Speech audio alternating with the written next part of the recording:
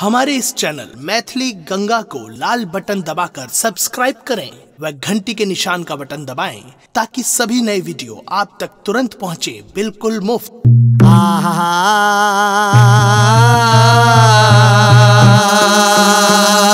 ओ राम बिगरे आ भैया लक्ष्मण बिगरे बिगरे जानकी आयोजने पुत्र हनुमान जी बिगरे तो भैया छन में लंका जराए सियावर रामचंद्र की जय। प्रेम से बोलो माई काली महारानी की। अरे काली माई के आगाना मेला हो नामा के गोदिया राम हो पर फूले ना ए भैया हमारा ओ रामन चारू है डाल हो पर फूले ना ए भैया हमारा ओ रामन चारू है डाल है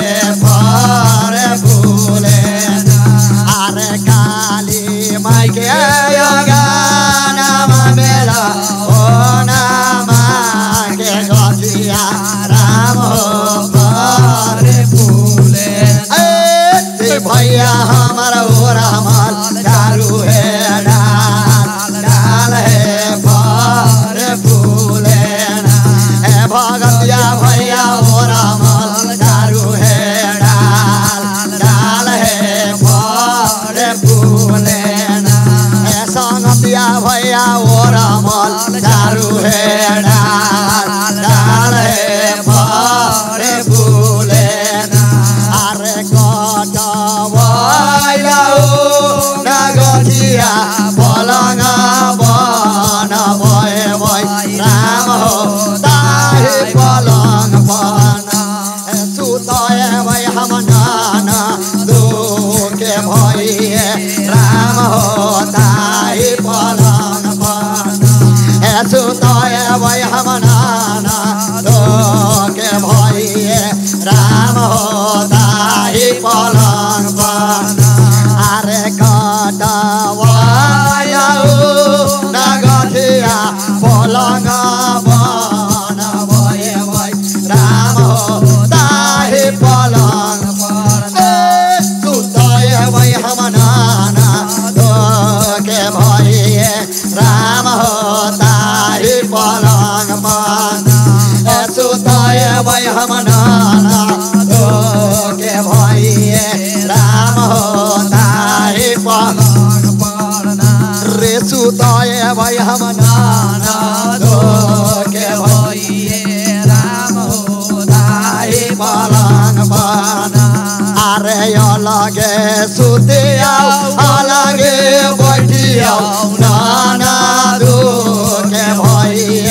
राम हो रौरे हो घाम देना हो सामी हमारा भेजल लाली चुनरिया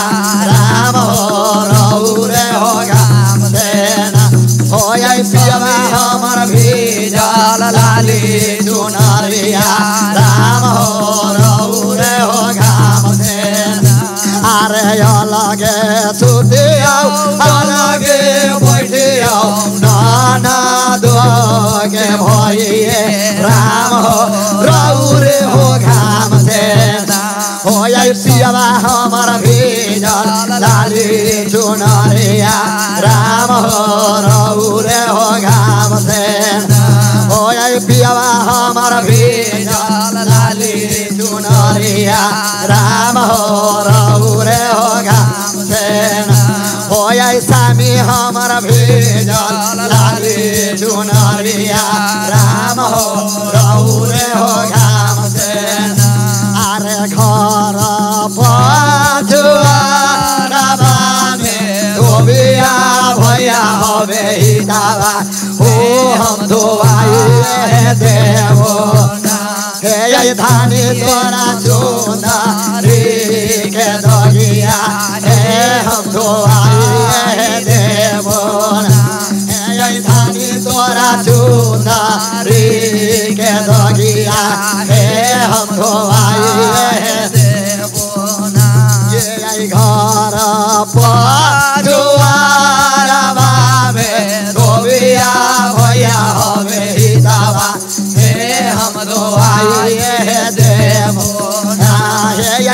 सती तोरा चुंदारी के दगिया हे हम धोआइए देवना हे धानी तोरा चुंदारी के दगिया हे हम धोआइए देवना हे धानी तोरा चुंदारी के दगिया हे हम धोआइए देवना हे सती तोरा चुंदारी के दगिया हे हम धोआइए देवना हे सती तोरा चुंदारी के दगिया हे हम धोआइए देवना के काले काले कोयली है चिरैया हे काले काले कोयली है चिरैया के अनुपाय दो ठोरा है हे अनुपाय दोनों ठोरा है आगे ओरल कोयले हमारा पुरहे देना राज राज हे ओरल कोयली हमारा पुरहो देना राज राज हे हो ले ले मोरा जाहू कोयलिया हो ले मोरा जाहू कोयलिया ओ काली के समाचार ओ काली के समाचार ओ ले जई हाथे बाकावा कर हो दुआर बार ओ ले जई हाथे बाकावा कर हो दुआर बार सीताराम हो सुनो माई काली महारानी की जय। हमारे इस चैनल मैथिली गंगा को लाल बटन दबाकर सब्सक्राइब करें व घंटी के निशान का बटन दबाएं ताकि सभी नए वीडियो आप तक तुरंत पहुंचे बिल्कुल मुफ्त।